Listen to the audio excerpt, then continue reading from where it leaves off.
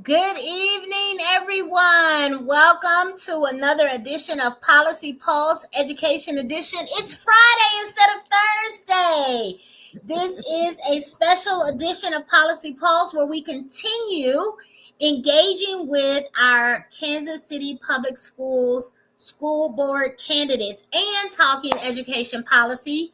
Welcome. My name is Katina Taylor. Last week, if you joined us on Thursday, we had school board candidate Joseph Nelson with us. This evening, we will have candidates with an S, Brittany Foley, Tanesha Ford, and Bruce Beatty. We are so excited that you have joined us this evening, and we encourage you to like, share, and engage with us during this podcast, during this special edition of Policy Pulse. Remember, you can catch us on YouTube, you can catch us on Facebook, as well as LinkedIn. We encourage you to engage with us, ask questions, push us in our thinking, and engage with the candidates and the guests that we have as well. If you have any questions, comments, or concerns about any education policy issues that you have heard, please feel free to drop those questions, those comments, or concerns into the chat, and we will try our best to give you an objective, unbiased answer to your questions, comments, or concerns. Cecilia, tell the people who you are and give them a welcome. Hey, everyone. Happy Friday. Happy Friday. Happy first Friday in April. We hope that you had a good week. It was a very long week for me. It was an arduous week. I don't know that I think the weekend is going to be better, though. So I have some things to do. So we're glad that you all are here. We're glad that you are with us as we are shifting to other school board candidates. My name is Cecilia. It's great to be here with you all.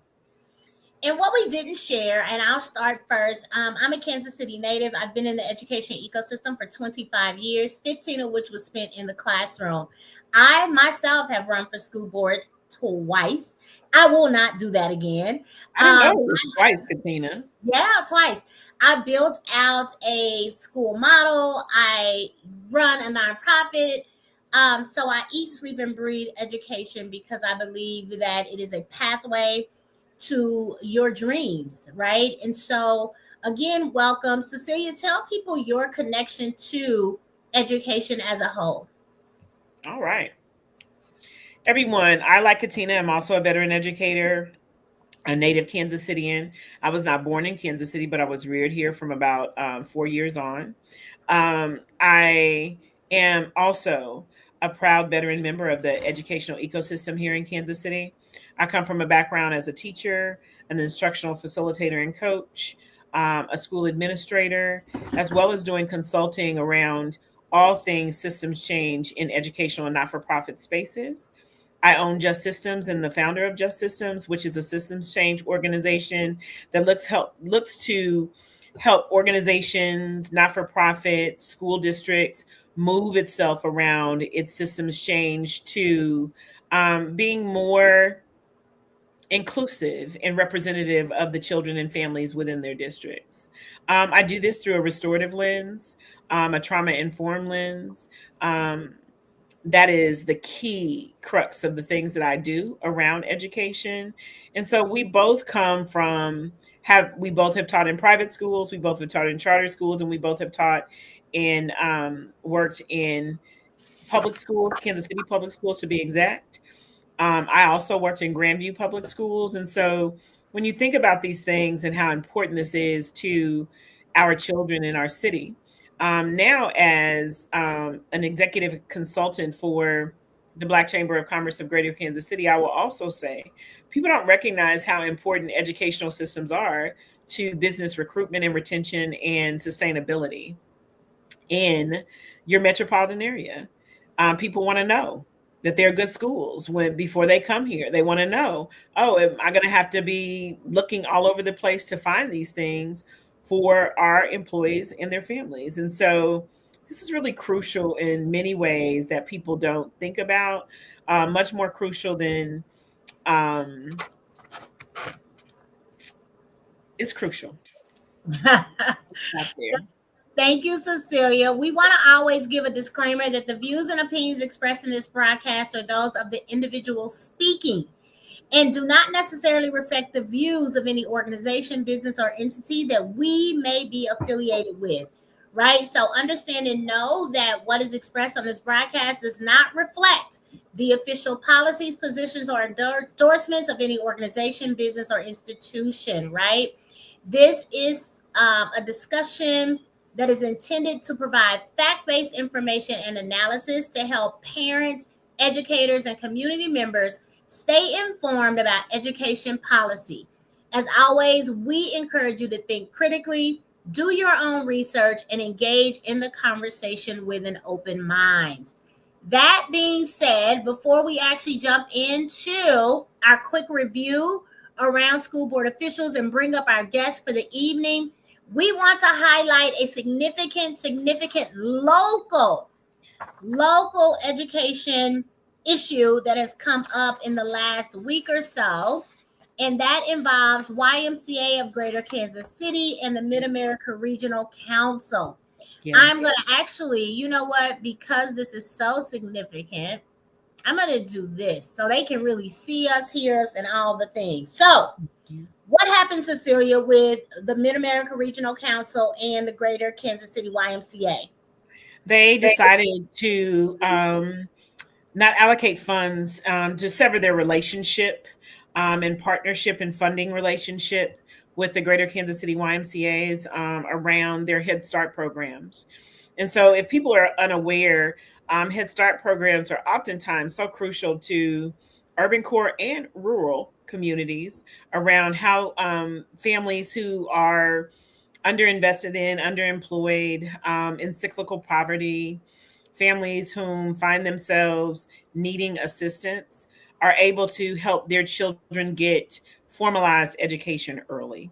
And so this has stopped in Kansas City with YMCA and Mark. And so we want to give space for that. We want to, it has been, that Head Start has been around since I've been around. And so it's been a crucial component to pre-K education for a very long time. Thank you. So just so you all are clear, Mark made an announcement that they would end their contract with YMCA of Greater Kansas City, which of course, as Cecilia said, operates these Head Start programs.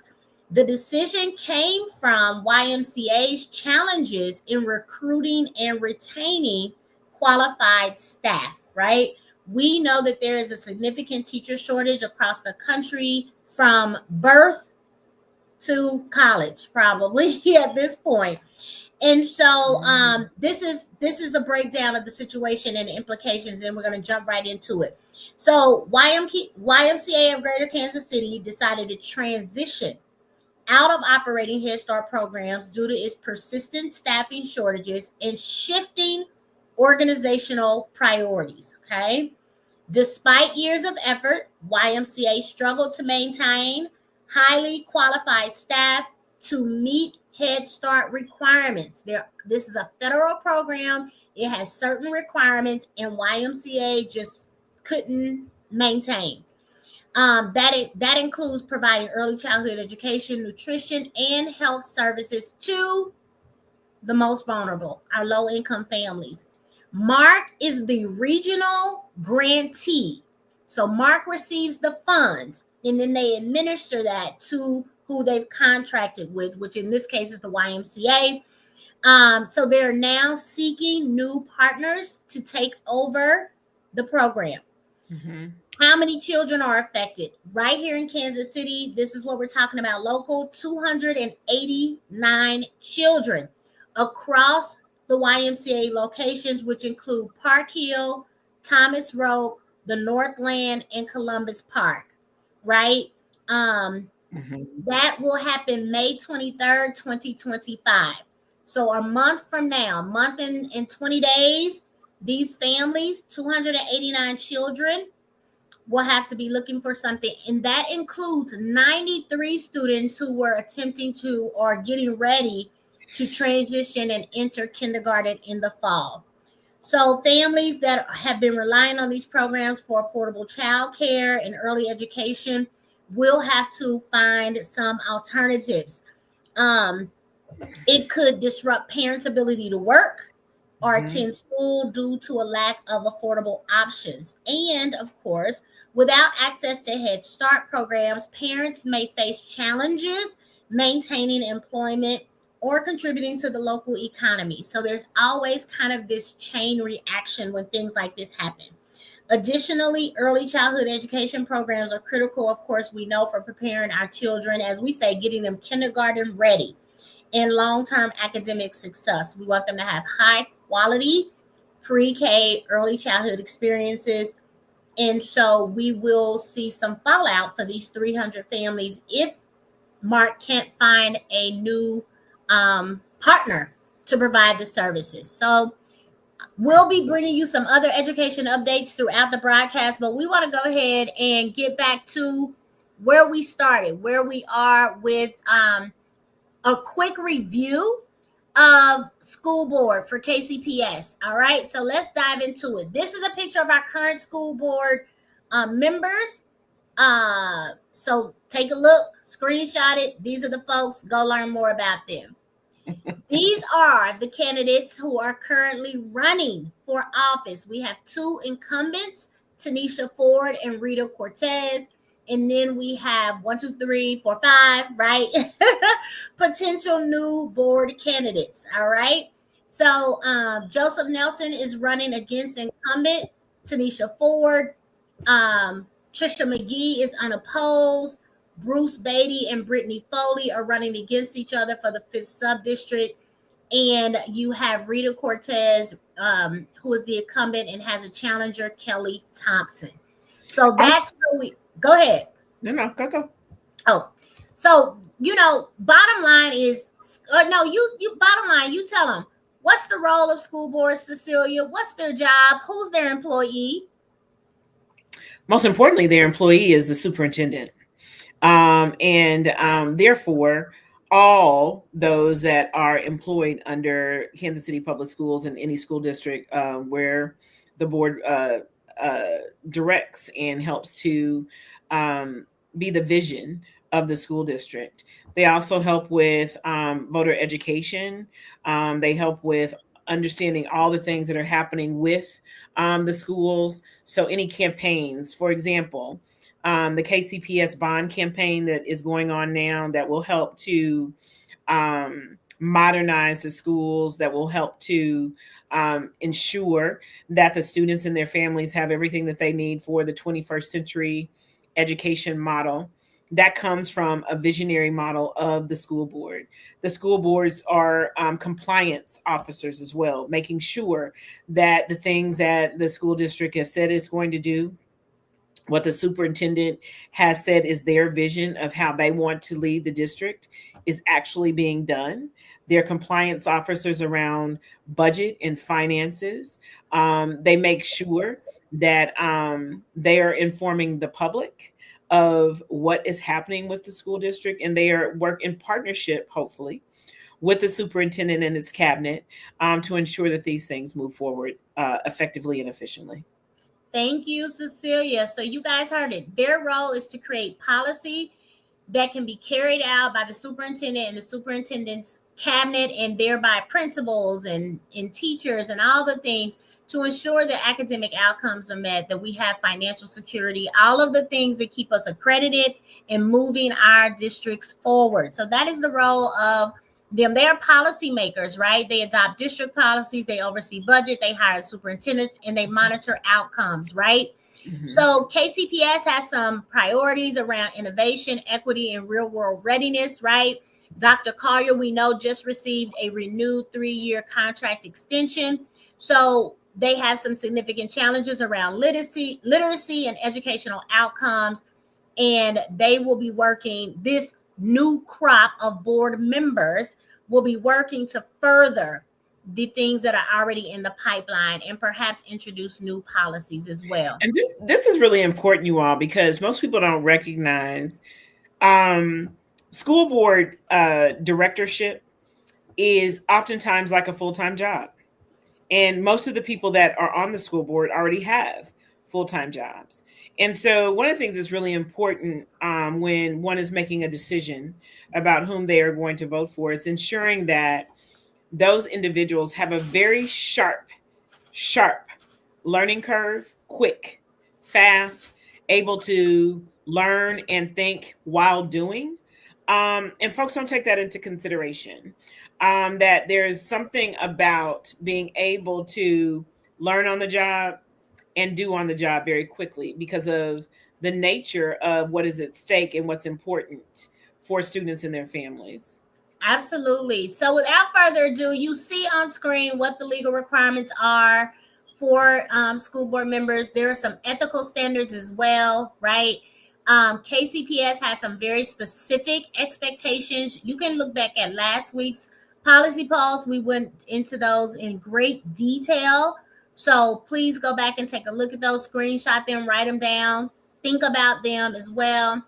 And we're going to actually invite you all to scan this QR code or go to this link, rate the candidate you hear from tonight, as well as the candidate you heard from last week, and really go to the polls informed, having thought critically about who you want to represent you.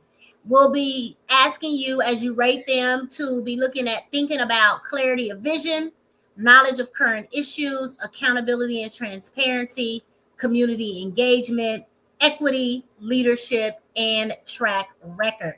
That being said, y'all, let's bring her to the stage. Yeah.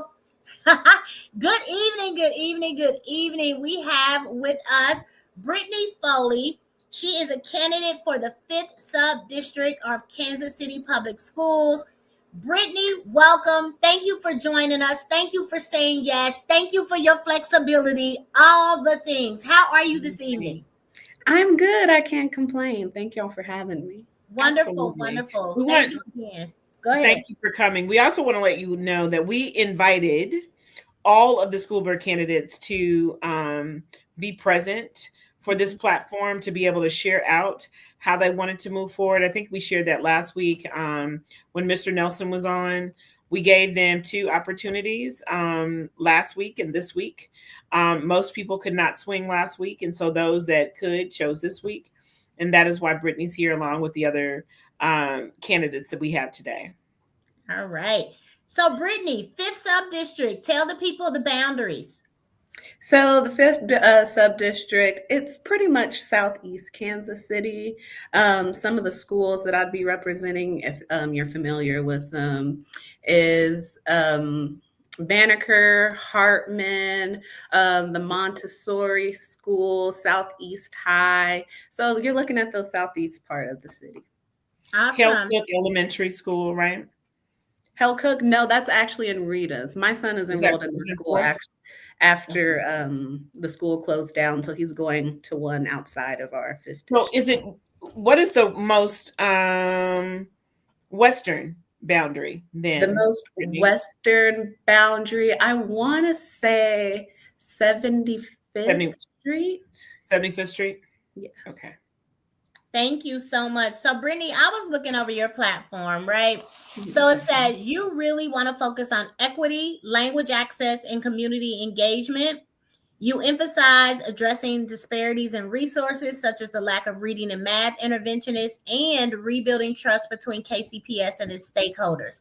I always like to share like what your platform is, but even before we dive into that, go ahead and just take about 60 seconds and just tell the people who you are. Will do. My name is Brittany Foley. I'm originally from Texas. I got to Texas for a job. I work for the Federal Public Defender's Unit, working on capital crimes. From there, I found my home in Blue Hills. As a millennial, it's hard to finally get in the house. I got into my house. My son went to Truce, and when we jumped in, we realized part of Blueprint 2030 that his school was closing. From there, I have something that most parents at Truce didn't have. I had time to quickly put together a parent organization, time to train people on how to talk to administration, and time to volunteer. So I got started there, putting together parent organizations, teaching parents how to really understand their IEPs, and it's been on from there. Um, I have an only child. His name is King. He's 11. He goes to Hell Cook. I'm a mother of one, but auntie to many, I like to say. I heard that you called the neighborhood auntie. Yes, I know everything that kids do on the street. I look outside of my window like an old lady, seeing them run up and down the street every day. Well, I will say that I too live in Blue Hills, so you all, no bias here. I did not really until I started reading over the information about Brittany that she was also in Blue Hills. So but I'm just glad to see a Blue Hills resident engaged, involved, in running for office. I want to dive right in because I want to give us ample time to really talk with you. And our first question is going to be that when you think about your platform, so equity, language access, community engagement, etc., building trust, because we know that the role of a school board is to create policies, how do you formulate policies that actually move your agenda forward? Yeah, What so could be some possible policies that you could put in place? so I think something that'll be near and dear to me when I get on the board is policy on how to correctly engage the community, because they often say that, hey, before we make a decision, before we repurpose, we want to go out to the community. Half the times, it's far and few in between. Like, we had a repurposing committee from KCPS repurposing in our neighborhood, Blue Hills, talking about JJ Pershing. The last time they were in our school was May 2011 to our neighborhood association. And when I said that's not enough time, she's like, well, we were here in May in 2011. In 2011, I was 14 years old. That's not enough time to be actively engaged in what neighbors want. I like to take community out of it and think of my neighbors. And when I think about forming policy, I want to meet people where they're at. Hours that work for them, meetings, something that's even non-traditional, to be able to show, okay, this is what's going on. This is your input. What don't you like? Do you have problems formatting groups that would help see things you want in your neighborhood school? So that's how I would push policy. Okay. Cecilia, you have a follow-up? When you talk about pushing policy and talk about moving, helping folks to understand that is one of the things that needs to be done in order to really increase getting your neighbors wants, desires, needs for their children and their community children's education process. How do you propose to do that, Brittany? How do I propose to do that? To encourage people to become involved and to move under Yeah, way. That's something I dealt with even by getting signatures, even encouraging people to vote. Mm-hmm. I've knocked on doors. I tried every avenue to meet people, to understand like where there isn't trust. Like, again, I'll try to meet people where they're at and push the importance. If you don't want an empty building in your school, in your neighborhood, if you're tired of your of KCPS not performing on how you like it, you really need to show up for yourself, because we have people in other districts. Like the first district I sat in, Southwest, they had a community engagement session on that potentially being the new middle school if it passes. Everyone there said, okay, we vote, we want this. What is the East Side thinking? So I need to go there. I met people at gas stations, held talks there. If you're really tired of what you see, we need to show up like other communities so we won't be left behind or forgotten about. Thank you for that. Thank you. Literacy rates remain a critical issue in our district. What do you believe are the top 3 actions KCPS school board members can take immediately from a policy perspective to improve reading outcomes for children? Immediately, I already like what the current board is doing with the high dosage tutoring and the reading interventionist. I believe it's key there. I learned how to read at home with my mother, and then I was a Head Start kid as well. So I really got that introduction into reading early. So I really want to keep funding to the high dosage tutoring, making sure that we have not one, two, or more tutors there to work with students. There's also a lot of nonprofits there in the community that can come out. Volunteers or mentors could read with students, anything that we will take for us to have people in the building really targeting our students that are falling behind, seeing what's going on with testing. Is there something going on at home that we can mitigate or have some sort of wraparound service there? So that is something I really like, and I would really want to add on for if on the board. I'm sure that with all the things that are coming down with Head Start, that is sad for you, having been a part of the Head Start program. It's so sad. I was telling my mom yesterday. My mom is back in Texas. My mother, she was a young mom too, and my earliest memory was my great grandma walking me across the street to Head Start. I loved going to school. I made so many friends. I'm from a small town, so everyone I started in Head Start with, I graduated high school with. So I had a lot of good memories there. Yeah. Recently, the school board voted to extend the superintendent's contract by 3 years. Yeah. What is your position on that decision, and how would you evaluate the superintendent's performance given that board members not only hire, but then they make decisions to retain superintendents, and they evaluate the work of the superintendent? Yeah, I am in full support of that. I love Dr. Collier. I have nothing bad to say about her. I love the things that she's doing in the district, especially getting the arts in. She got my son playing the tuba. He don't sound like Earth, Wind, and Fire yet, but hopefully we gonna get there. So I really like that she's starting and really giving the kids something that they could learn that'll help them when studying and etc. And how I would measure her is going to the meetings, seeing what she has in place and seeing if she's acting on it.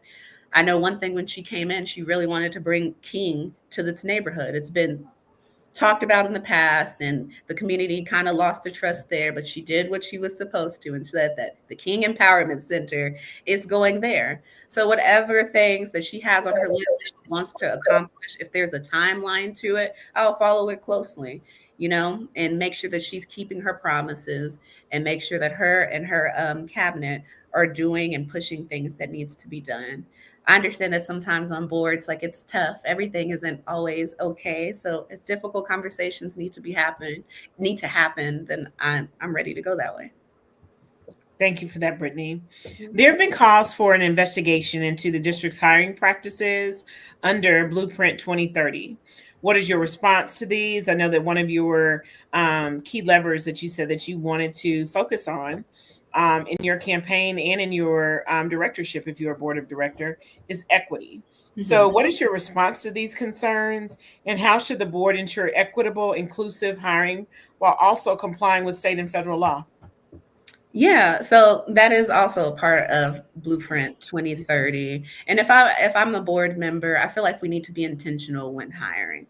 I know the teachers that we have in there, the board just gave higher raises. Over 49% of them have masters or higher qualifying degrees. I really want to stay true and make sure that we're having certified teachers in our schools, whether that has to be collaborating with other outside people than normal, other organizations, schools, HBCUs, neighborhoods, etc. Whatever we can to do to make sure that we're getting quality teachers in the building, because we can't have kids coming in to our district, especially because I was a new parent who came here and I only got 2 weeks to choose my place to move here. So if people have to move here and they're choosing Kansas City, we need to make sure that we're collaborating with the teachers, making sure we're having those impactful relationships in the community and working hand in hand with the teachers union, seeing what they have to say about hiring and what's going on. I know we had staff members just quit out of the blue and not want to be at the school. And I really want to know, like, what's going on? How can we authentically help? And that's been something that I've been hard on since I was even on the DAC. I'm still on the DAC now, but getting these school tours and having an open and honest conversation on what's going on with the school, how are you feeling, and how can we help as people who are volunteering and not working with the district, so you don't feel. weird. Thank Like, you. Thank you so much. We want to give you an opportunity to give a last, minute pitch. Our next guest is here, running a few minutes behind. We'll be with you shortly.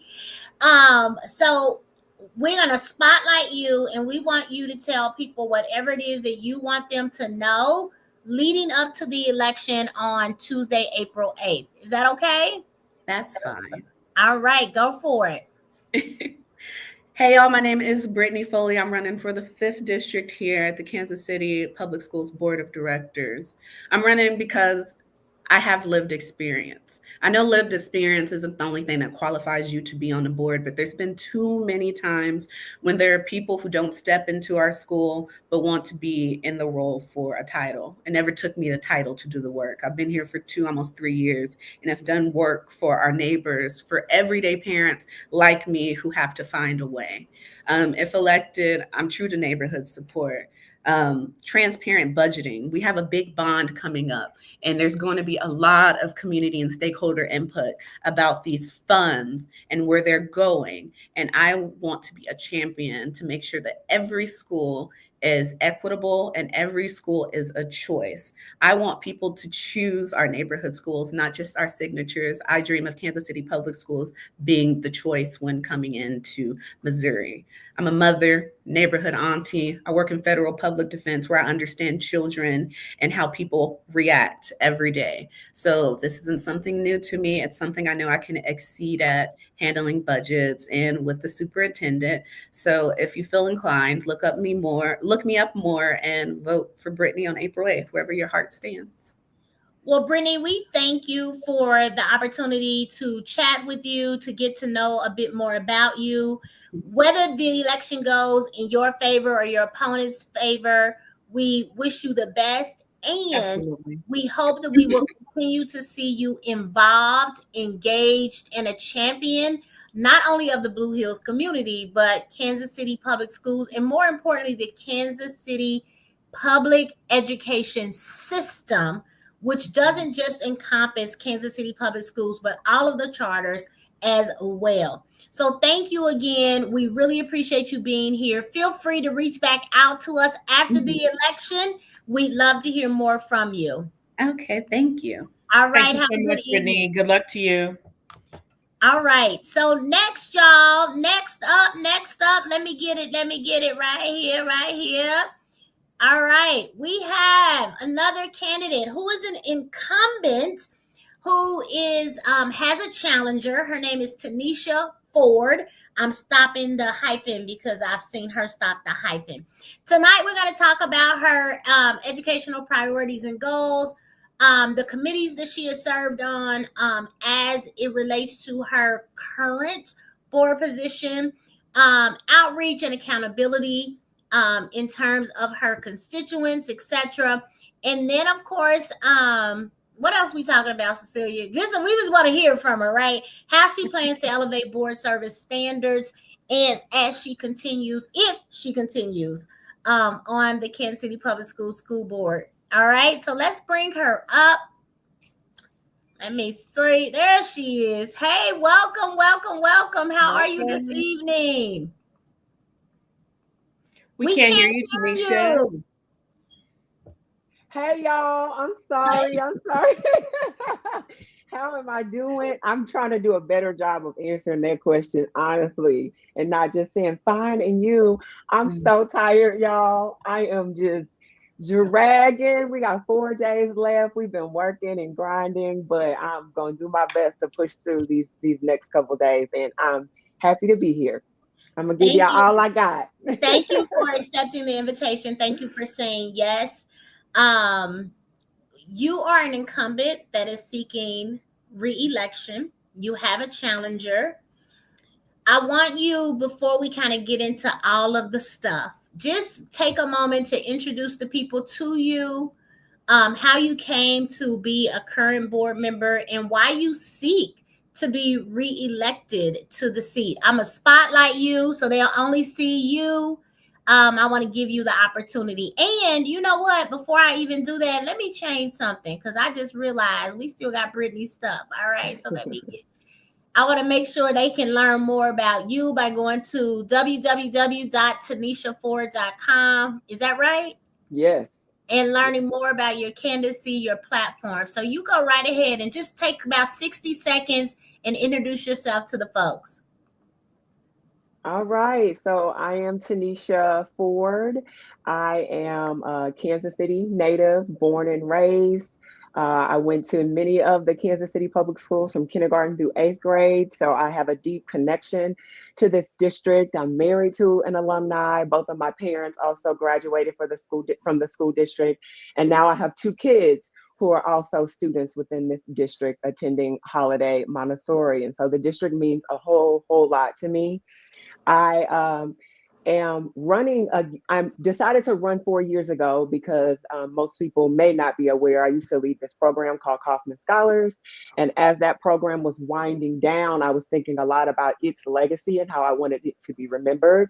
I started to think a lot about my own personal legacy as well, and how I wanted to say that I contributed to our community. So I decided to run 4 years ago because I love public education. I've been around the highs and the lows of the district and completely invested in seeing the district win. I do want the district to also be the district of choice. So I felt like I had a lot of skills, passions, and desires to see the district win. So that is why I decided to run 4 years ago. I am seeking reelection again because I feel like we've accomplished some things during my tenure, but the work is not done. The work is never done. And we are in a position as the school district where we are continuing to build. I think continuity and sustainability are really important. I've learned a lot during my 4 years, and I felt like having served for 4 years would help me to be an even more effective board member if given another term. And I wanted to be able to see things through. And I think that continuity is important because education just takes a long time sometimes to change things. And so that is why I'm running again. Maybe I'm a little crazy too, but I felt like we need good people in the seats representing us well. And I feel like I'm one of those people. Well, one of the things I want to remind people is that Cecilia did it earlier. I want to reiterate it here is that our school board members are volunteers. This is an unpaid elected seat to sit in. So when you have elected officials, anyone can run, right? We encourage civic engagement. But we certainly want highly qualified individuals. So one, just thank you for your service. Thank you for using what you have learned throughout your career. Thank you for having a personal attachment and understanding around education, Kansas City Public Schools, Kansas City, the larger community, etc. I want to summarize what I think your platform is about. So you tell me if I'm off base. So you emphasize equity-driven decision-making, addressing academic disparities, and improving family engagement. You highlight culturally responsive teaching, wraparound services, and targeted interventions like early literacy programs. My judge, right? So I kind of hit the bullet points. Is that kind of your platform where you're standing right now? That's pretty good. I mean, there's so many things to focus on with Kansas City Public Schools that it's almost hard to narrow down. But those are some of the things that are most important to me. In addition to wanting the opportunity to be able to develop a policy committee on our school board, it currently does not exist. And I think that that's one missing component of our school board. So that would be another piece of my. When you say a policy committee, explain that. Yeah. So go ahead. Go ahead. Nope. Because maybe you're going to answer the question I was going to ask first. So nope. So we have various committees as a part of the school board. Right now, we have a finance committee, which I serve as the chair. We also have a government relations committee. And then as needed, we might have ad hoc committees that come, about. One thing that I feel like is missing is a board committee that is focused on policy. You all know we have a number of different policies that we use as ways to govern and lead as a school board, giving direction to the superintendent and her team. We have not had a dedicated group of people that is regularly reviewing those policies updating them. We do lean into the Missouri School Board Association. We follow their policies and they help us, make adjustments kind of along the way. But I think making them specific to our community, our district, and our needs, we don't have that currently. And I think that that would definitely help us meet some of those academic goals that we have. I think that would help us as a board be even more community engaged and out there. And I think that would help the community also weigh into what they feel some of our priorities and guardrails should be. So I would love to have the opportunity to be able to lead that committee. And then on top of that, we all know, given the political climate that we're navigating, a lot of our policies, procedures, and practices are under attack. I think if we have that established committee, that would also be a way for us to be able to navigate this scene and figure out how we want to address how we're being attacked as a community. So with that in mind, Tanesha, I hear you say that you have these committees and you are working together as a board. Where do you all get the vocal point that is your community engagement? I want you to answer that. And then I have another question around that. Like if you did a policy committee, and I hope that you're able to do so, policy is my zhuzh. I love that.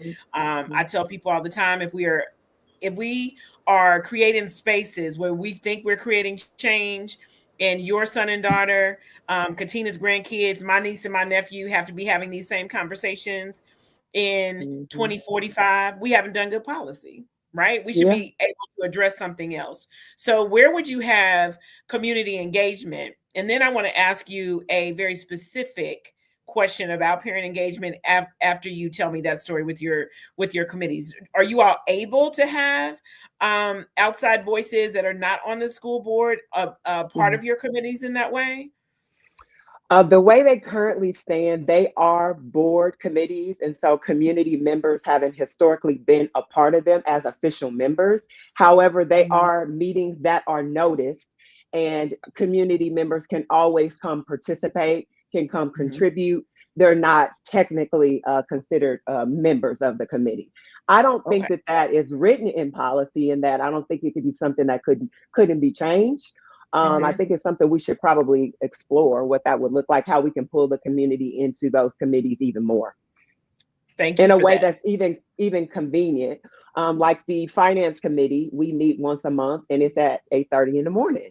And so it works for all of us. We come together, but I know that for other folks that want to be involved in that committee, it's probably not feasible. So that would be another way we should probably look at addressing that. I will tell you, it is what spurred me into more out of the classroom and out of buildings, because I recognize that people that were making decisions about teachers, about education, about the vision of education, politicians and others, they were doing so during the course of the workday, the teacher workday. And so how were teachers, educational professionals able to have voice there? So thank you for acknowledging that. The question I have for you is, how will you ensure that parent and community voices are consistently heard and acted upon in board decisions, not just during crisis or major announcements? I would say that parent engagement is an area that I think that we have seen some growth and development in, but I do think that as a district, it's been more one-way communication, and it has been not ongoing communication. So we've addressed a lot of the one-way communication efforts. I mean, we got all these talking points apps, we're doing newsletters, every school has a website, we have a family and community engagement liaisons. That communication that we have to get out is getting out. But I think we need to do a better job of the two-way. I think one of the best ways that we could do that is making sure that we are following our policy, which mandates that every single one of our schools has a parent organization. We have, I think, about 3 at last count that did not have them. So I think that's one way. I think we can activate those family and community engagement liaisons. I think it's a wonderful idea, but I think we can activate them in a different way. I know that in my tenure, it's something that I always ask about whenever there is a decision or something that comes before us. I'm consistent in asking how were parents and families engaged in the process. And so I always think about that. am always asking about our policy that mandates that whenever we're making a substantial change to the educational experience, we got to engage our families at least 45 days. So I think the district is doing a good job in that area as well. But I think, kind of like you said, we could do a better job of like the ongoing, when it's not just like those big and important decisions. And I think the board can be activated in that way as well. Each of us, I think, has a responsibility and does our best to engage our stakeholders in our own way. But I think Mm-hmm. there's opportunities for us to engage as a collective around certain issues. I saw Lee Summit, I think last year they did like these World Cafe style, not listening sessions, but maybe where they just kind of gather with the community once a month as a board to kind of share updates and hear from the community. So I would like to see the board as a collective engaging to help with the community engagement efforts moving forward. Thank you for Thank that, you. Tanesha. Yeah, Mhm. that was good. It was robust. Often and along the same continuum, just jumped in my brain when you were talking, is oftentimes when elected officials are running for office, we see them. We see them Yeah. out campaigning. We see them out raising money, making phone calls, knocking on doors, sending out postcards, you name it. Hmm. Then they get in office. Hmm. And we don't see them until the cycle, right? So, what have you done as an incumbent and a representative to ensure that you are consistently engaging with those who you represent? Yeah. I would say that for most board members, it is always our desire to be able to continue that engagement while we were campaigning, while we're actually serving. It is not an excuse, but it does become more challenging while you're serving in the seat and while you're navigating all your board, family, life responsibilities to be able to maintain that same level of engagement. It's something that I always strive to do a better job at. And I would say many of the things that I do aren't typically publicized. I don't typically do all of my social media that I'm doing right now. I don't typically do those things while I'm doing the job. So I'm visiting schools. People invite me to different events. I try to make myself available to different events that people are having. If people want to have board member spotlights or showing up to different things, I try to make sure that I'm always doing that. And then also, I try to just make myself available to folks in the community. So people reach out to me a lot of times as an at-large board member, and they're saying, "Hey, I have this issue in my school, or this issue in the community." Or Miss Nadine, who was like, "I have this issue with the Paseo stairs that are not being maintained." She does not mess around with letting me know about those stairs. So I try to make myself available. I am very responsive. If people reach out to me in email, I try to let them know that as a board member, our job is governance. And so I do a pretty good job of staying out of the weeds, transfer things to our superintendent as needed. But I try to just make myself be available as much as my time and my life permits. And I am very responsible. I would love to be invited to events. We get invites all the time to different schools for things like that, but I would love to make myself available to more community based events. Thank you. Thank you for that. So, some parents and stakeholders feel that the board hasn't moved quickly enough on academic progress. Yeah. How do you respond to those concerns?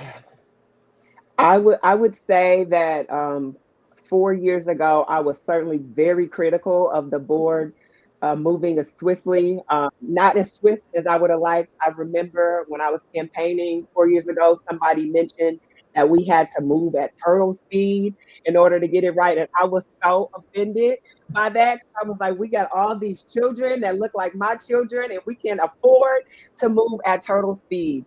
But and I still feel that to a certain degree, but I also know that with education, sometimes it does take a little bit more time of investing in certain resources. I try to make sure that as a district, we're not moving so swiftly on things that we don't allow the time that it needs to determine if it worked or not. Sometimes we're unable to make the correlation or the return on investment because we give it a semester or a couple of months to not even give it the full duration that it needs in order to learn if it works. And so I try to find that appropriate balance of, we do need to move swift. This is important. We can't deserve to not, serve another generation of kids, but also realize that with our district and all of its complexities and some of the challenges that our students are navigating, it might take a little bit more time. I want to make sure that we are investing in the right things, that our school district, I was told that you can tell what a school district is prioritizing by how we spend our time and how we spend our money. It needs to show up in the budget. And so I try to make sure that all of those resources are there equitably across our district. And so I think we're seeing some slow and steady gains, but I do feel like it's trending up, and there's always an opportunity for us to do more. And we as a district have to balance celebrating our accomplishments and realizing we have more to do.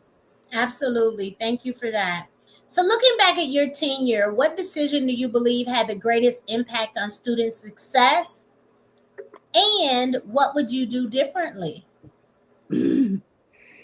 One of our, let's see here, my God. And I'm comfortable with silence as you think. Thank you. Okay, I'm going to say this. So 2 years ago, or was it 3 years ago? 2 or 3, I had the opportunity to chair the superintendent search committee that facilitated the process of us hiring our now superintendent, Dr. Collier. I am proud of that decision because I think she is doing a wonderful job. I'm proud of what that decision meant for our district and for our community to say, we actually do have homegrown talent who is committed to being in our school district, who's committed to our children, who shares the same student-centered vision as I do.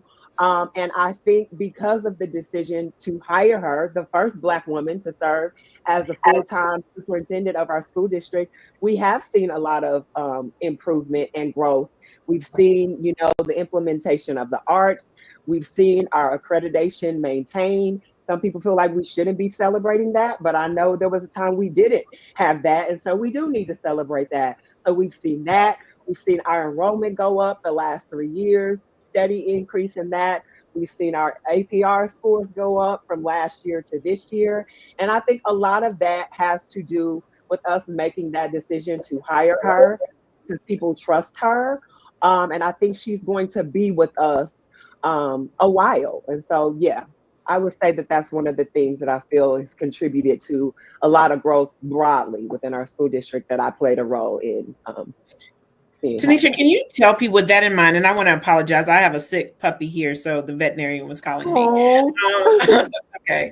Can you tell us and tell the audience, how do you all work with Dr. Collier around vision and implementation? What are some of those processes around that? We know that you all are her employer for the most part, right? And so what does that look like in how you all work together on a day-to-day or week-to-week basis? I think it is very much a partnership. We have opportunities where we are working together as a board on things, but most situations where we're talking about vision and direction and goals for the school district or our strategic plan or her own goals as a superintendent, it is with her. A lot of times it is also with her team who is, helping to implement that vision. But I think our job as a board is to provide a healthy balance of accountability and support. Our job also as a board is to stay in the governance lane.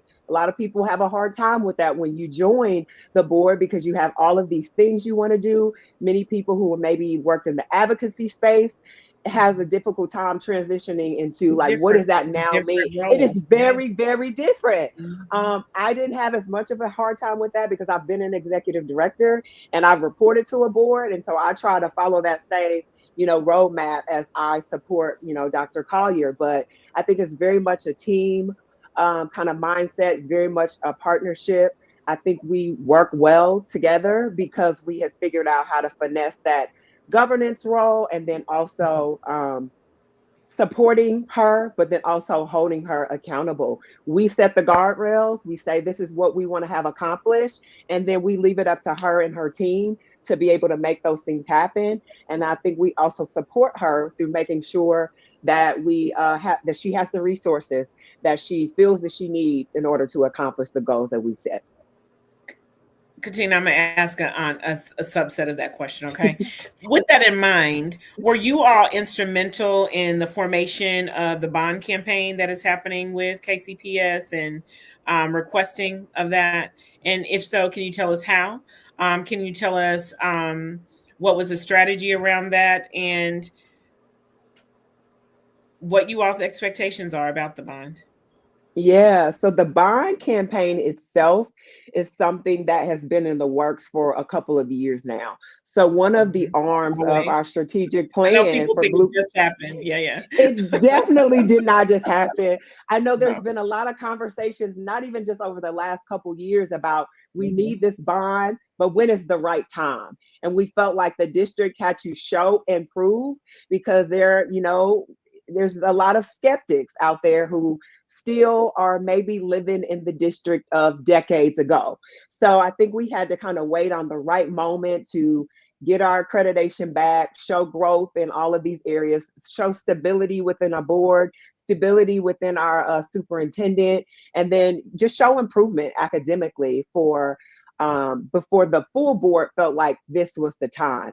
So once we felt like it was the time, we also took years to kind of figure out what would be the process. We had done all of these assessments, looking at building conditions, looking at educational suitability for each building, and then also just thinking about priorities. That was a community engaged process where we did go out to the community and say, hey, these are the conditions of all of our buildings. What do we want to accomplish if we go forward with this bond?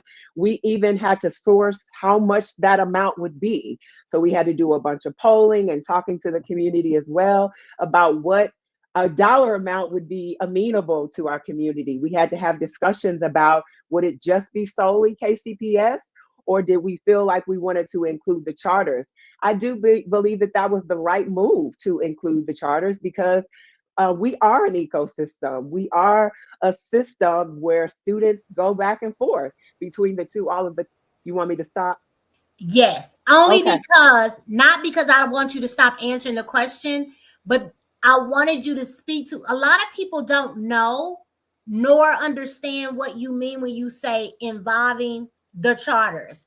They don't Oh, okay. understand that a portion of the dollars Okay. So will you go, mean really about it. like it Okay. just so people know and understand. So when they show up on Tuesday, they Yeah. ain't shocked.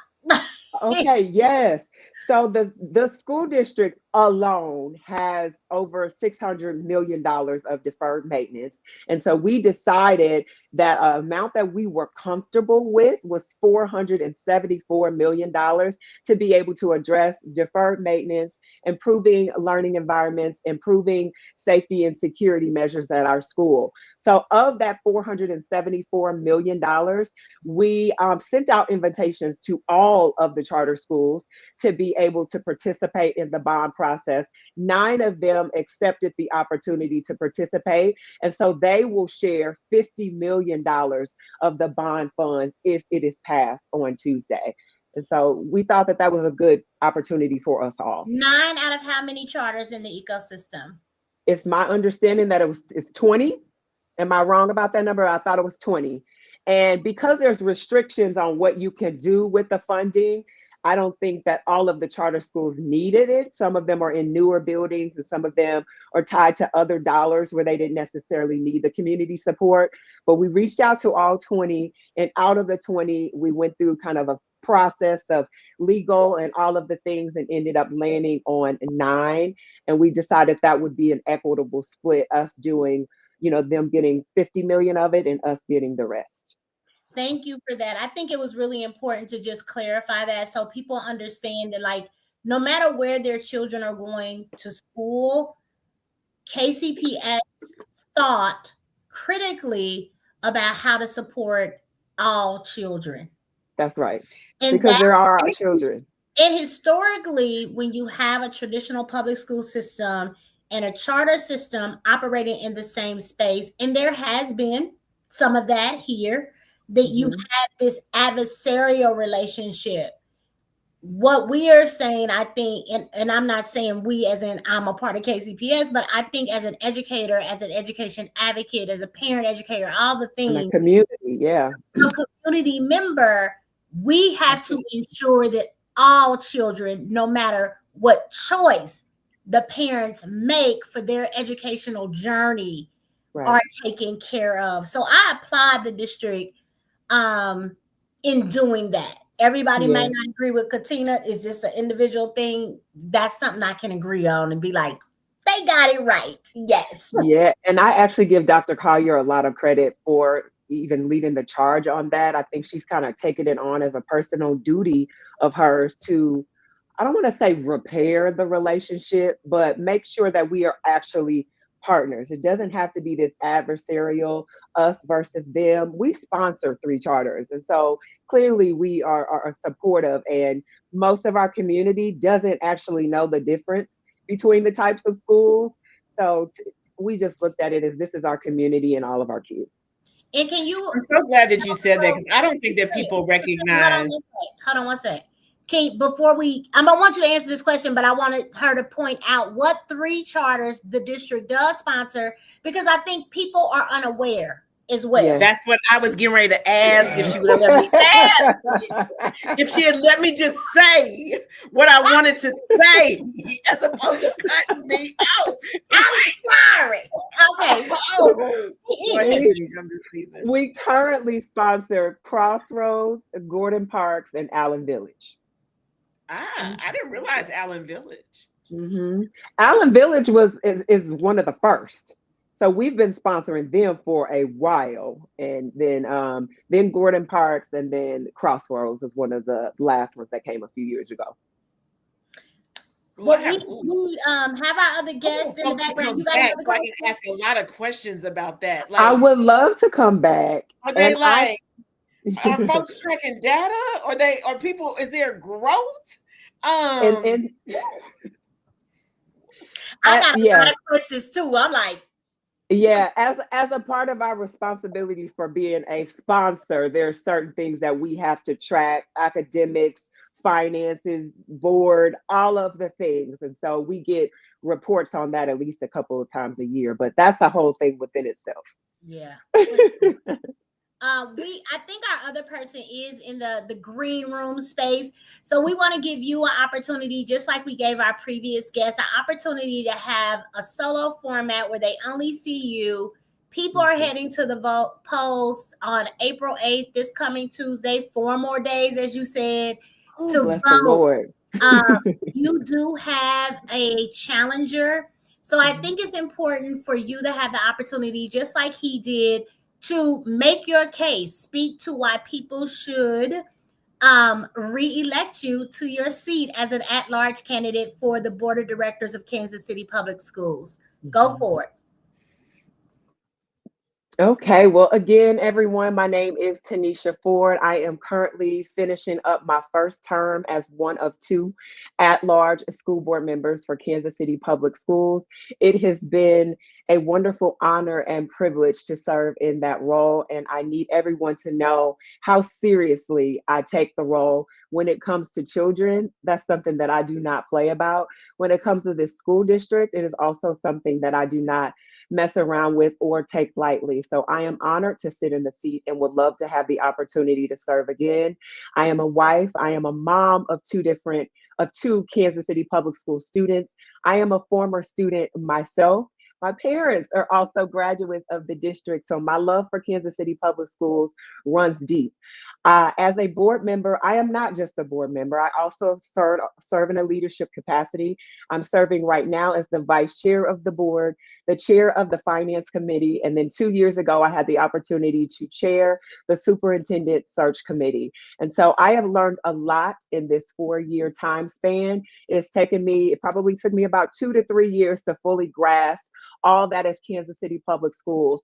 So you can guarantee by electing me for another term that I am ready to go and ready to serve on day one. There are a lot of unknowns and things that we are figuring out in this current political climate. And so as we figure out those new things, I can assure you that I'm already comfortable and confident in how I'm able to lead and govern. Some of the things that I am most proud of is the growth that has occurred during my first tenure. You will know that we regained our accreditation. We've been able to maintain our accreditation. Our graduation rates are at almost 90%, the highest that they have been in almost a decade. And we are doing wonderful things in this school district, and the work is not yet done. I am proud of how we have improved in our parent engagement efforts. I know that that's only going to get better. I'm also proud of our financial oversight. We are very solid in how we are managing our funds, and we have a lot of stability on our board and within our superintendent. And so I think at this place in time for Kansas City Public Schools, continuity is extremely important. So that is something that I'm hoping to provide, continuing to build upon the experiences of my first term and be an even more effective school board member in a second term. So I thank you all. I would encourage you all to research and learn even more about Tanesha Ford, and I would love to have your support on April 8th. Thank you so much. We really appreciate you. Tanesha, we've come a long way in 4 years. We have, and we need y'all help to figure out how we can do even more and even better things for our kids. So thank y'all for the work y'all continue to do and your push always. Well, thank you again. Some of us got to, because some of us won't. Some of us got to. Just support us as we push. Support us as we push. Thank you so much. Good luck to you, and good luck to all the other candidates as well. Thank you. Have a good night, Tanesha. Good luck, and we definitely want to see you back after the election. Yes, ma'am. Thank y'all. Bye. All right. Bye. All right, y'all. We are not quite done yet. We'll have another candidate joining us shortly. But while we wait for him to join us, we want to give you some additional updates on what's been happening in education policy. So on April 1st, 2025, the U.S. Department of Health and Human Services has closed 5 regional Head Start offices as a part of a restructuring effort. These offices provided, of course, critical support, training, and oversight to local Head Start programs. And these closures are a part of a broader effort to save $1.8 billion by consolidating operations. I just think that's an astronomical figure. We said 5 offices in an effort to save $1.8 billion. So the Department of Health and Human Services claims that these changes won't affect Head Start services, but advocates suggest that closures could delay grant approvals, reduce oversight, and weaken the program's ability to serve our most vulnerable children, children of color, children in rural communities, poor children, etc. Some centers have already faced some delays in accessing fund or essential needs like playground repairs and equipment. And I think we are only going to see the challenges increase. Congress also passed a budget that reduces Head Start funding. Cecilia, you ready? Oh, I know. I've looked at it. I look at it every day. To a tune of $750 million for fiscal year 2025. This is in stark contrast for the call in earlier proposals to increase Head Start funding by $700 million. So not only did they not increase funding by $700 million, they actually decreased funding by $750 million. So these cuts could force programs, of course, to reduce enrollment, cut staff, or close entirely in some areas. So we wanted you all, go ahead, Cecilia. I see you ready to go.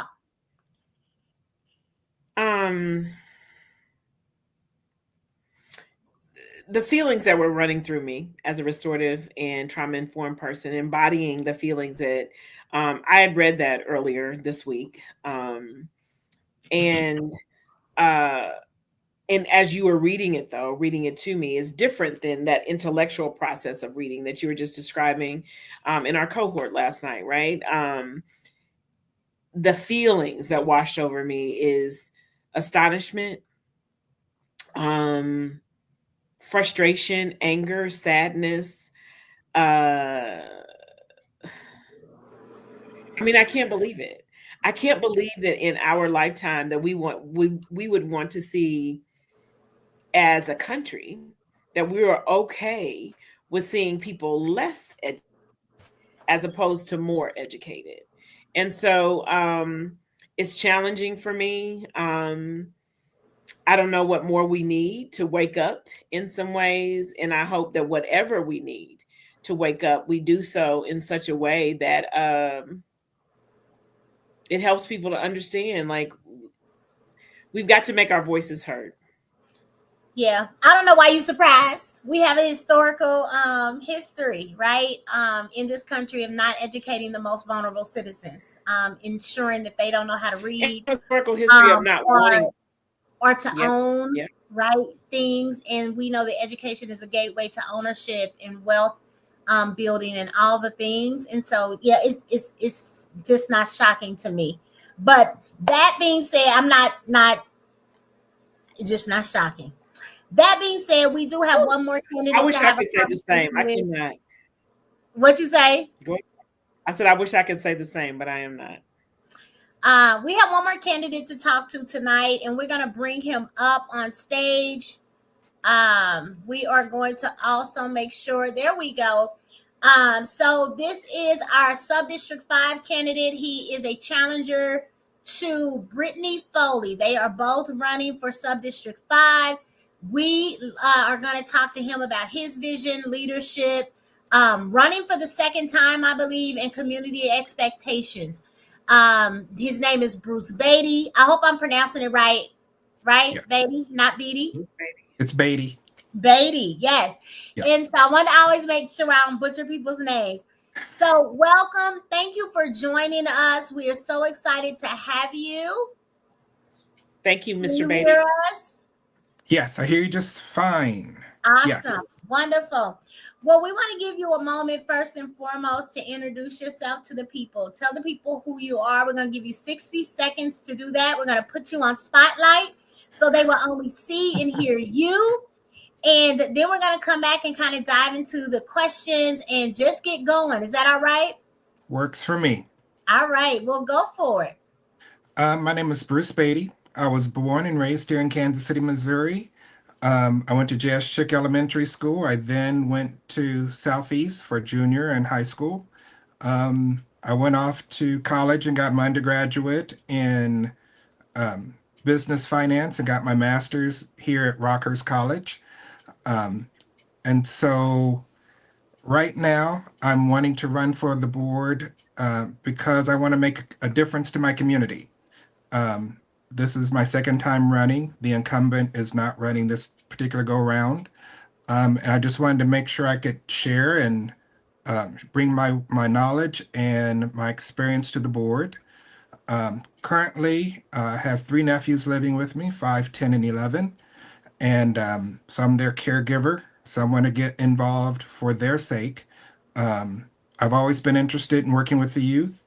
But now that I'm retired, I used to work with the city manager's office for the city of Kansas City, Missouri, and then the finance department. I worked in the budget, finance, and accounting areas.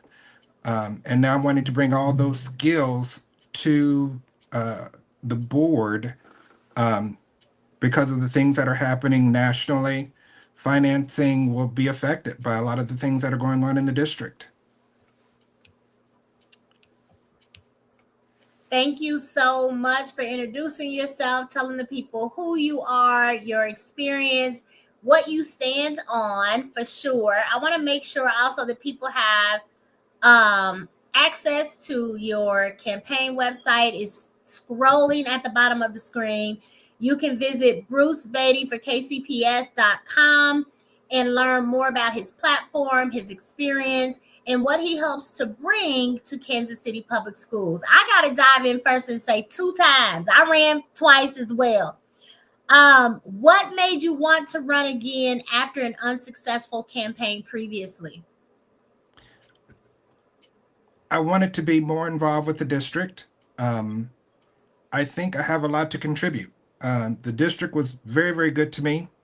Had a wonderful career in budget and finance. I retired early, um, and the experience I got, or the basic education I got from the district, allowed me to do that. And people talked previously badly about the district. The district did have some problems, but I'm a product of, if you just put your mind to it and just put some effort behind it, you can make things happen. Being able to dedicate more time to my youngsters' education is also something else that I wanted to do. And a friend of mine, we have a habit of we play life as a musical. And so if you hear me quote musicals as we go along through the evening, don't get too upset about that. That's just how we've been working together this evening and having conversation. So when it comes to the district, I wanted to basically be in the room where it happened. So that's where we are right now.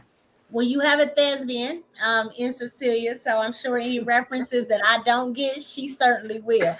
And she will enjoy them for sure. And then she'll bring me along. I too am a product of Kansas City Public Schools. I started my teaching career in Kansas City Public Schools. I am a proud graduate of the best school in the district as well, Southeast High School. Again, you all. Kansas Cityans, and that high school stuff. One of the things I will say, just like I said with Brittany, she lives in Blue Hills. I live in Blue Hills. He's a graduate of Southeast. I'm a graduate of Southeast. It ain't no bias here. We gonna be just as objective as we need to be to give you all the information you need to be informed voters on Tuesday, April 8th. I'm going to turn it over to Cecilia. Cecilia, you can jump in with the first question of the evening. Absolutely. A quick note. I'm also in Blue Hills, so we're all here. Blue Hills is going to have some representation here this year. That's it. One way or another, baby. One way or another. I love it. Yes. Go Mr. ahead, Beatty. What is your plan to increase transparency and public trust in the Board of Education, particularly around budget decisions, hiring, and student outcomes? A lot of that just deals with getting the information out there. The current board is doing a great job. I think they're doing a great job of getting information out there to the parents and keeping them informed about what's going on with their students. Mm-hmm. I think we can do a little bit better with what we're sending out to the community. The community is still, to a large degree, having an old mindset of the district's not very good. It's not educating kids. It's not doing this, and this. But the district is doing an outstanding job right now. We received in the last 7-ish years, gotten our accreditation. Our graduation rates are up, enrollment's increasing. I mean, you can just go through a list of things that the district is doing right that until a few years ago, I don't think a lot of people knew. Even I didn't know a lot of the positive things that were occurring.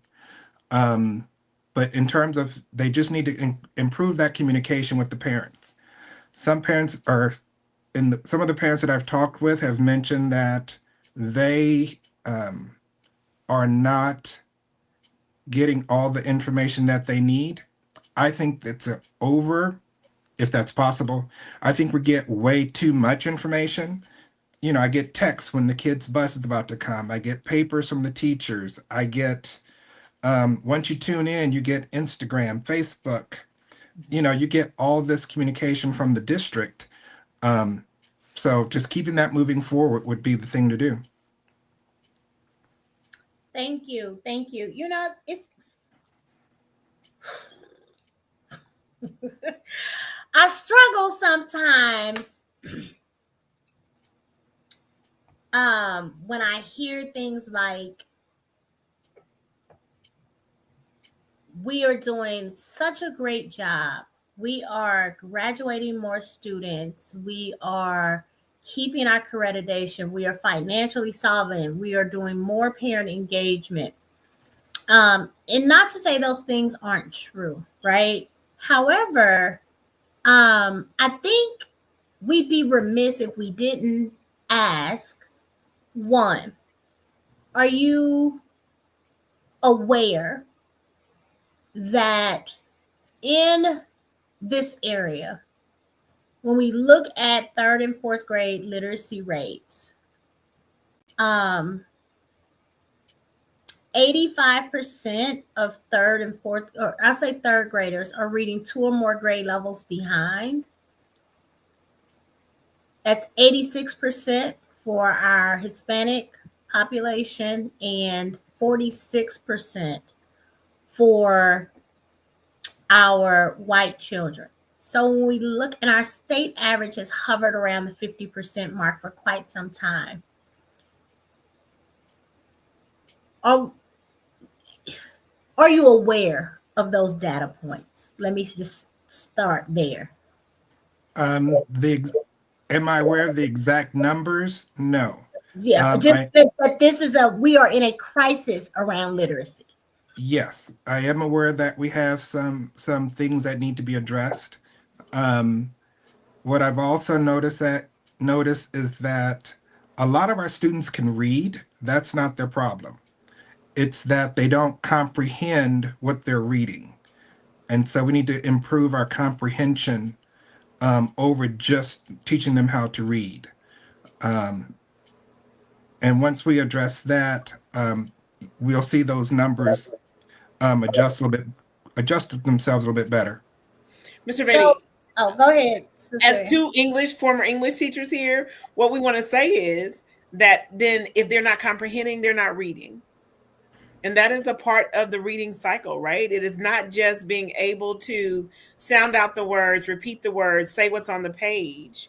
The ending component of that is comprehension and to be able to summarize what one has just read, what one has actually learned and gained knowledge from in that. So I hear what you're saying, but I want to say that for our watching audience as well, who may be parents, caregivers, and struggling with their children with literacy, that it's not only can you read what's on the paper, it is what you are comprehending and what you are then able to speak about with knowledge.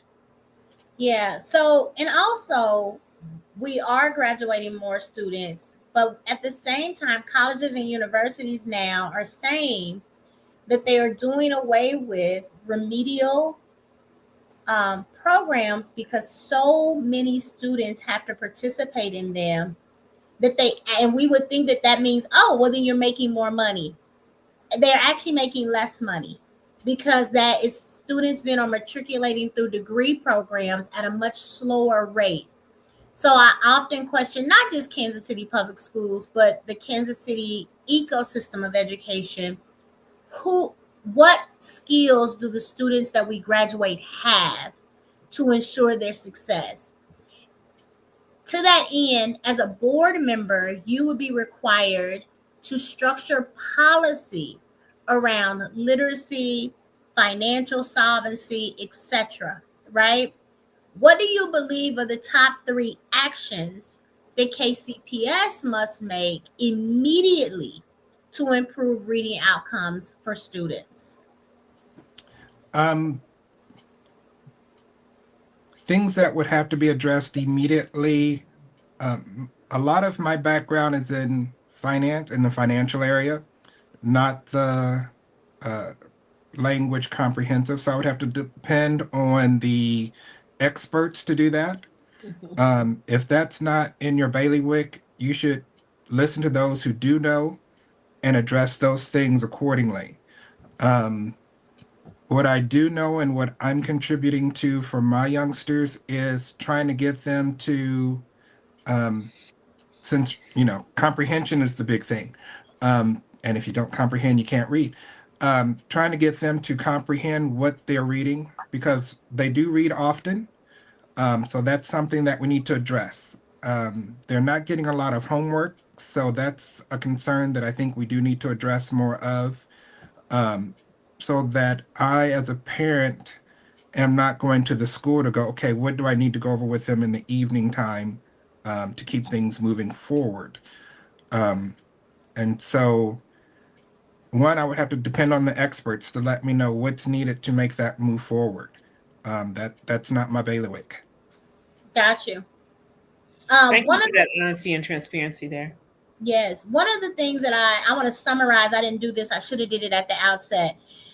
Your focused points around your platform, your campaign are operational transparency, modernizing school facilities, and strengthening safety through community collaboration. Did I hit that right? Are those really your key focus areas? Awesome. Yes. Thank you for that. So when I think about policy around transparency, facilities modernization, and safety initiatives, can you talk about what policies you might suggest or move forward or get your colleagues to wrap themselves around to ensure that your agenda, your platform meets with success? What we'd want to do is to make sure that we're able, if I'm understanding your question correctly, in modernizing the schools, we need to improve the environment that the kids are working in. When they go to Lee Summit School District or Staley or any of the other surrounding districts, they see how awesome those schools look. And then they come back home to their home school and then they're wondering, why does our building look like this? Why is it not so modern? So getting the board to, one, come together and modernize that so that the children and the teachers have a more modern and safe environment to learn and work in, would help move a lot of that forward. And I don't see them disagreeing with that particular endeavor. Also, when we're trying to make things better for the students, we need to have buildings that teachers and students would want to be in. It will help us recruit. It would help us retain teachers that we are getting. Right now, there is a national shortage of teachers. So anything that we can do to help bring teachers to our district and help support them get things done is very important. Supporting the teachers is something that has to happen, must happen, if we want to have things move forward. And for a lot of our schools, most of them haven't had updates in years. We took a tour of a couple of the schools last weekend, and even Central, one of the newer schools that we have, there are a lot of deficiencies in that school. I mean, the pool is great, and we have a lot of tournaments there. But the rest of the school really needs a serious update, and right now we're not getting that. Thank you. Thank you so much for that. Cecilia? All right. So please share with us, Mr. Beatty, how you would be able to focus parent and community engagement in your tenure as a director for the Board of Education for KCPS if elected. To focus communication. As a director, what we would have to, or what I would do, is basically just have to get out there. Everything in terms of social media, the district is doing. So now it's just a matter of getting out there and talking with the individuals who may not be parents. Getting on the news media, in front of the camera, more streaming avenues, things like that, just to talk with people to let them know the good things the district is doing. If they don't have kids, they don't get all the information, and that's something that we really need to do and get a better handle on as we're moving forward with that. What inspired you to run for? I know you talked about your nephews. You talked about being retired and having the time, wanting to connect with the community. So I'm not going to ask what inspired you, but what expertise do you bring to the board that sets you apart? Because you do have a challenger, so people are going to look for what the differences are between you and the readiness as they weigh out their options um, on Tuesday. What might you say to them? What sets you apart, and what expertise do you bring that they need to take note of that would make you a viable candidate for the Kansas City Public Schools Board of Directors? Right now, a lot of our funding is under attack from the federal and state level.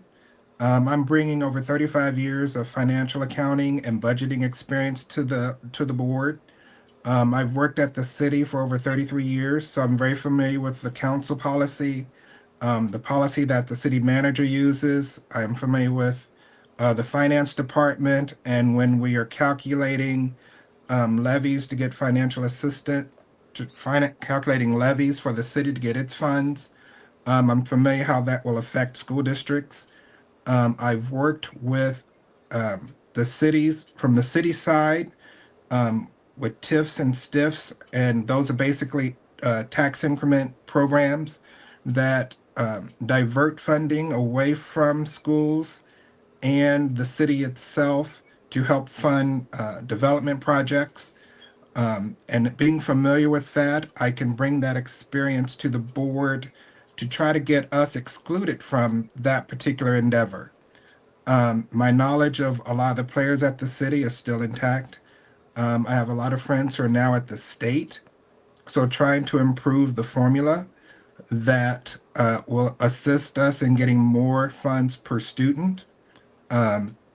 It's a matter of just knowing who those players are, and I'm bringing that knowledge to the board as well.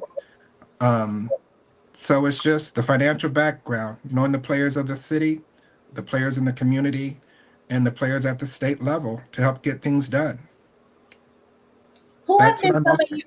Thank you so much. Who have been some of the organizations that have endorsed you? I've been endorsed by Black KC, Freedom Incorporated, um, uh, oh God, Southland Progress. Um, those are the three that are prominent right now. Community folks that have endorsed me are Melissa Robinson, who's currently on the city council, who was a previous board chair. Patty Manser, who was also on the board, previous board member, and former Senator Kiki Curls have also endorsed me as well. Cecilia, you have a follow-up?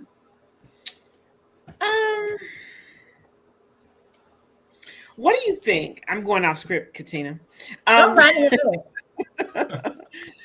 What do you think, Mr. Beatty, when you think about what you will need to do to be most effective immediately as a new board member? What are the things that you feel like that you will be able to do and that you bring to the board that will help you to do so? People don't recognize it's quite a learning curve to be learning a new set of team members, new material, dealing with all the things you have to deal with, plus doing your job. I'm very familiar with quite a few folks who are already on the board. Curls, Cortez, and now all the other board members have I've drawn blank on them. But I'm very familiar with a lot of the board members that are there. I've served on previous boards and recognizing that all boards are not the same, and that the skill set that's needed to make everything happen is a different skill set based on the type of board and what it's dealing with. The school board is different from nonprofits and from corporate boards. So just trying to get that taken care of and then try to shorten that learning curve as much as possible. As a board member, there are trainings and things like that that you can go through that will assist you in becoming more familiar with the processes of the board and how they work. So that's one of the few things that I would take on initially. Have you done any training to prepare yourself to serve as a board member? I've been doing quite a bit of reading, and it's a lot like trying to learn things through a fire hose. There's a lot of jargon that you need to learn and pick up on. Um, I paid a lot of attention to a lot of our transitional programs that we had. And, there's a difference between being homeless, houseless, and there are a few other terms. And it's like, you can't say homeless, has to be houseless. And so that's the biggest thing, the terminology, and trying to learn the different facets. The school district is a lot like the city. It has a lot of different departments, and then within each department, you have a lot of divisions. And the only way to get to know a lot of that is you have to immerse yourself into it and be involved with a lot of the discussions that they have. Thank you. I do have one additional question. As I was reading through your website and doing some research, one of the things that I noticed you emphasize is collaboration with law enforcement and community organizations to address safety concerns within schools, which could really raise questions about balancing those partnerships while fostering inclusive school environments where the social and emotional needs of children are paramount. What would you say to community members that are concerned when we talk about a potential increase in law enforcement presence or school resource office presence, given the cultural and societal interactions with those organizations? For me, I've had a good relationship with the police department. Everyone can't say that. Um, I'm very familiar with the sheriff and the folks over at the police department. And I think that they have already done a lot of planning on what to do when it comes to maintaining safety in the community as a whole. And if we can partner with them to help um, fill in the gaps to some of our policies that the board currently has in place, I think that would be very beneficial for us. I am not going to abdicate the district or the board's internal policy on maintaining safety with our students to uh, uh, law enforcement. I think that's up to the board itself to determine how we deal with um, non-violent, um, non interactions that don't require the police department. We just want their input on make sure that the policies that we have are very conducive to making sure things run smoothly. And that's the biggest thing. I want things to run smoothly, and we invite those who know more to help us with those policies. Celia? I have so much to say around this, Mr. Beatty, as a person who is restorative practices informed and certified and trauma informed and certified. I really wish you could show me some data that suggests that any of the things that we have around authority figures from a police or school safety officer perspective actually increases safety in our schools. We have all types of, and I would encourage you to go and research all types of data and statistics that show that metal detectors do not make our schools any safer. In fact, they often make them less safe. We have all kinds of data and statistics and research projects that suggest that school safety officers are students and their families find very intimidating because they oftentimes are accompanied with a gun. And so I would not like to abdicate the school board's power either for making more informed decisions about learning about these things so that they can be in partnership and not only think that someone that carries a gun or that carries a certain type of presence is the only one that can help schools remain safe.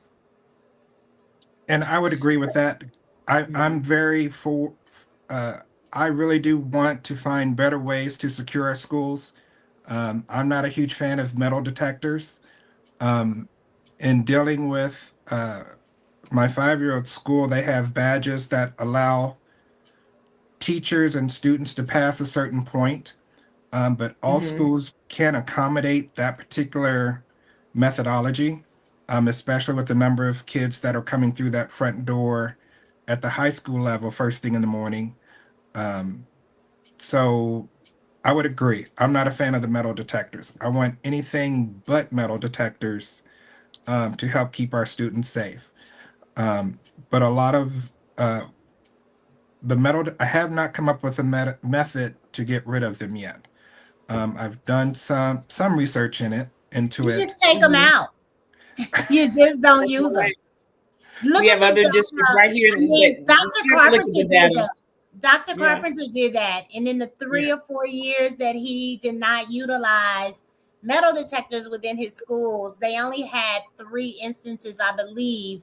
Dr. Carpenter, if you listen and chime in, of students bringing in knives. I think we have created a narrative that says that we need them in our buildings and that they are a deterrent when the data does not support that.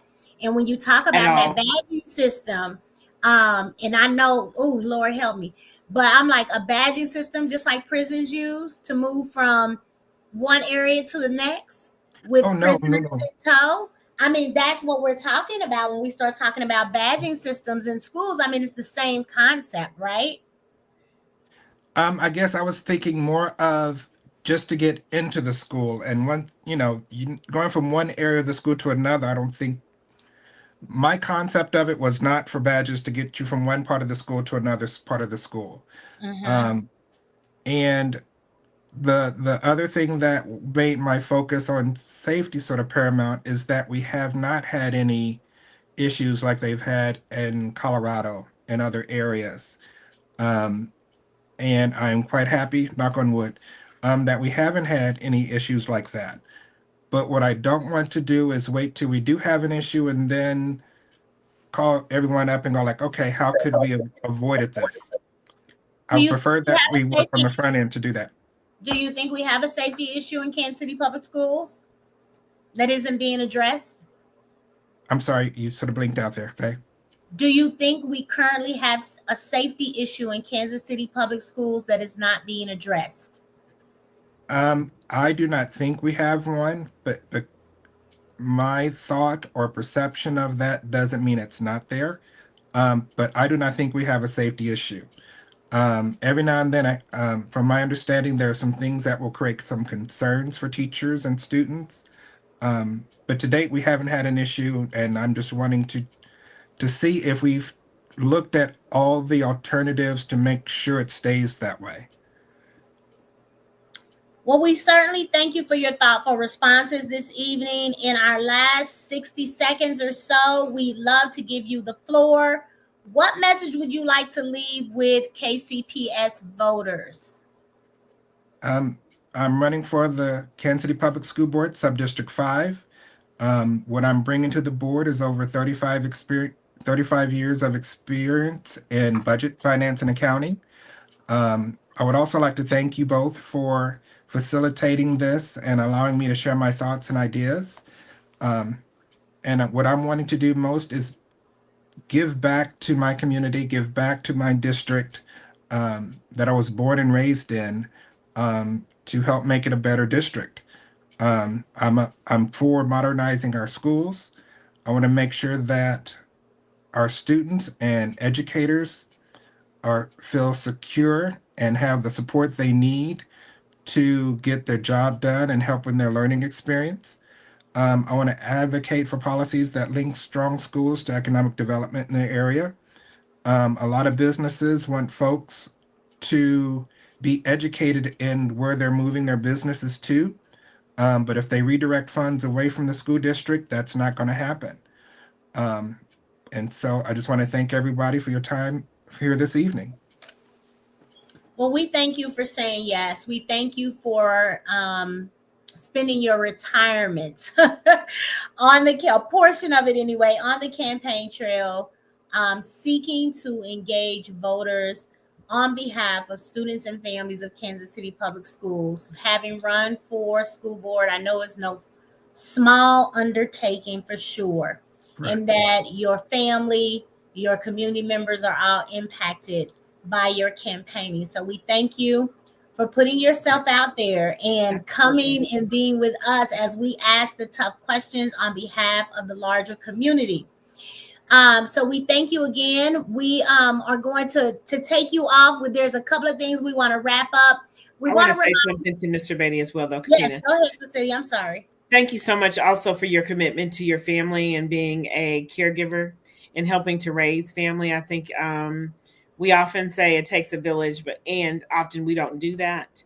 So thank you for, and having been a person who has done that, thank you for choosing to do that with your family, and taking on some young people at retirement age is quite the thing. So thank you for that. Have a good luck to you. We hope you do well. Thank you very much. Have a good evening. We'll see you soon. And whether the election goes your way or not, we'd love to have you back at a later time. Absolutely. Okay. I will appreciate that. All righty. All right, you guys. We have had I feel like a marathon. I know, right? We have talked to 4 of the 7? 4 of the 7? Mm-hmm. Yes, who are seeking your vote on Tuesday, April 8th. Before we go, I know this has been a long broadcast. There was a couple of other things I wanted to point out. So one, if you all have not yet looked at the sample ballot, I'm going to put the link to that sample ballot down on the scroll screen, right? So you all will see that. You can go to bit.ly/April 8 election and get that sample ballot. I want you all to know that Kansas City Public Schools school board election is not the only thing on the ballot. If you're in the Lee Summit area, yes, you too are voting for a seat of your school board. If you're in Raytown, there's also a seat up for your school board. If you're in Hickman Mills, there's also a seat that is being voted on in regards to the school board. Lee Summit also has a bond issue on the ballot. It is a no tax bond issue. And interestingly enough, let me see if I can for $275 million. Yes. Yes, absolutely. One of the things I wanted to know was it's been 60 years, Cecilia, just about, since Kansas City has voted for a bond to support the buildings, the maintenance and buildings of for our school district. Lee Summit, however, just had one in 2006. They passed, it was 31 million. They have since had one in 2020, and now in 2025 they have another one. Listen, how you think they getting all them schools out there? Like brand new schools built, 2 high schools built in the last 10 years, you know? Yeah.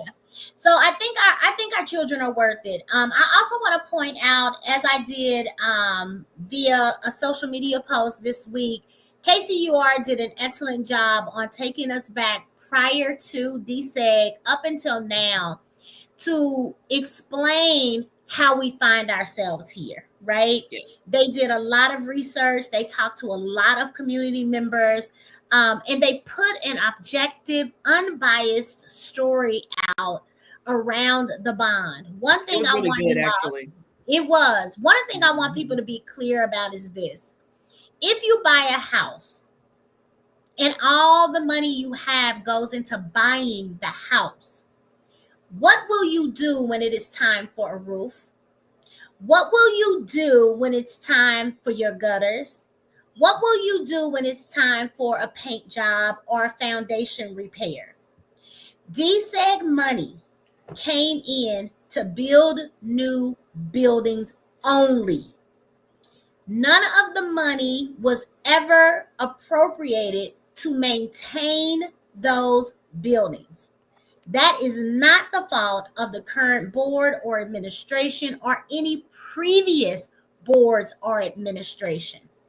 Most grant funding, federal funding, state funding goes to Implement curriculum, teaching children, buses, food, not the maintenance of buildings.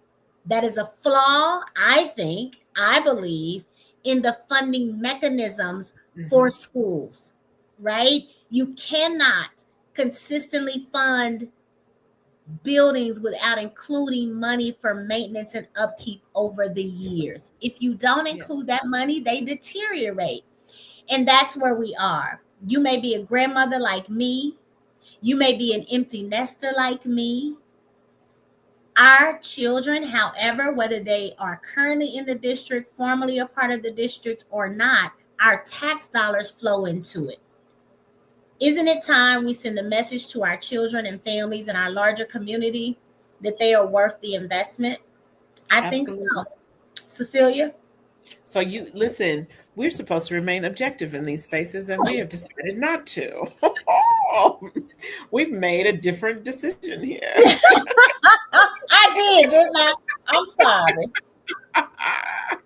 But it's one that I agree with as well. Like I've heard people, I've actually gotten quite a few calls from one of my jobs. I've gotten quite a few calls from people that have seen us have people on from KCPS in the bond. And I was pretty shocked. I was pretty shocked that it were folks in our community, meaning African-American community, and who were situated in Kansas City, who do not want the bond to pass, which is amazing to me. And then and it goes back to the feelings that they have about DSEG. And I just said to a dear friend and partner of mine last night, I said, feelings scientifically come into our body and leave our body in 90 seconds. What remains is our thought process, our memory of the feeling, our connection to our memory of the feeling. And one of the people that shared something with me about why they felt like we should not pass the bond were memories, thoughts, and feelings that they had about DSEG. And I listened because I am trying to do that better. And one of the things that I said was, surely, and I do mean this, surely we are not allowing that to interrupt how we educate our children for a 21st century learning environment, 21st century jobs, all of these different things, because yes, there may have been some lack of oversight with the federal DSEG that happened and all the funds that we've had in those ways and how we magnetized. And surely we can utilize that as an example of historically how not to do so.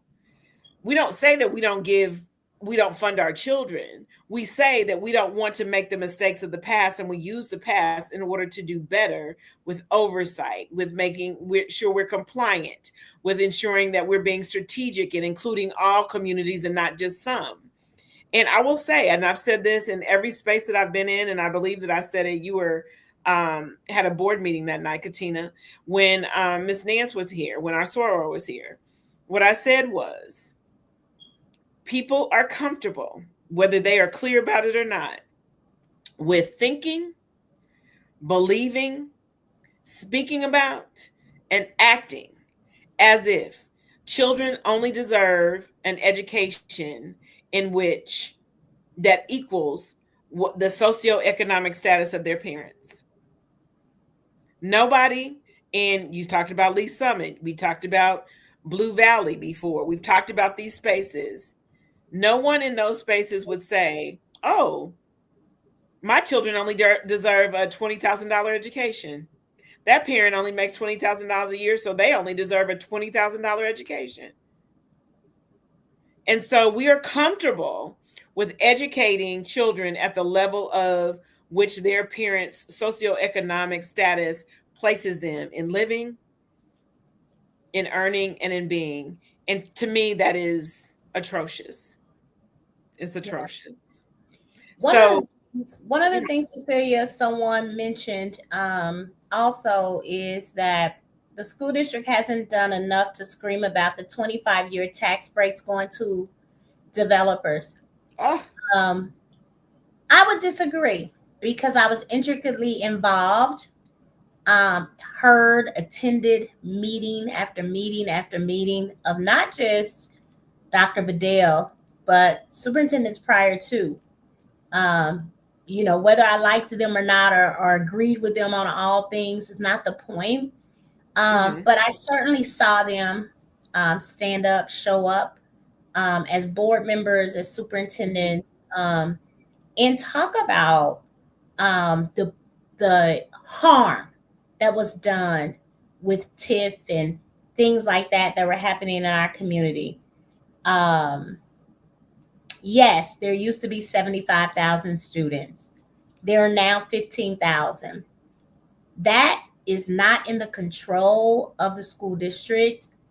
When we talk about population decline, when we talk about white flight, when we talk about Black flight, when we talk about strategic implementation of charter schools in urban areas like Kansas City and St. Louis, like, we have to think critically before we give an analysis of any given situation. And I know we generally make a commitment to be objective and not subjective, but we also make a commitment to ensure that you all have the truth of the matter. Absolutely. Real facts, not quote unquote fake news or what someone assumes or perceives to be true. So as you all go out on April 8th, one, we want to thank you all for your continued support. We want to thank the Kansas City Star. So we're going to say that, but I guess we will. And then there you go. Right. I'm tired, so I don't know what I said earlier. But engaging with us, reaching out to us around our interview, school board candidate Joseph Nelson last week. If you all haven't checked that out, please do. Eric Wesson of the Next Page KC. For covering these candidates, these elections, etc. We encourage you all to get out and vote on this Tuesday, April 8th. Ensure that you are informed, you are engaged, and you have made up your mind before you go to the polls.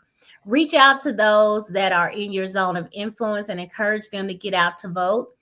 It is important. If you are in favor of the bond for Kansas City Public Schools, it is going to take a 57% approval voting for it to pass. That is a steep climb. And 57 is a lot, you all. As a person who works in issues politics, normally it's right at 50. 57 is a lot. And so we need people to get out. If you're inclined to vote early, you could start doing that last week. So you can do that now. We just encourage you to be an active, engaged citizen in this democratic experiment that we're doing. Yes. Please. Our children are with it. Yes. That being said, you all, we thank you all for joining us for this special edition of Policy Pulse, the education edition where we focused on school board candidates. Again, get out to vote April 8th. Spread the word. We need you all to engage, right, in your community. We will see you all back here, not next Friday, but on Thursday, our regularly scheduled time. Again, we thank you for your support. Like, share, all the things, and continue to follow. Listen, since we're going on script tonight, we might do a little, let's follow the election Tuesday. We don't know. We might. Lord. We might just do that. That sounds kind of fun. We might just do that. So thank you all again. I almost said, let's get lit. So I'm so used to teaching Tuesdays. Oh, teaching Tuesdays, election day. I don't know. We gonna see. All right, you guys. We'll see you next time. Have a good one. Have a wonderful weekend. Policy Pulse. I think we will. Yes, we will.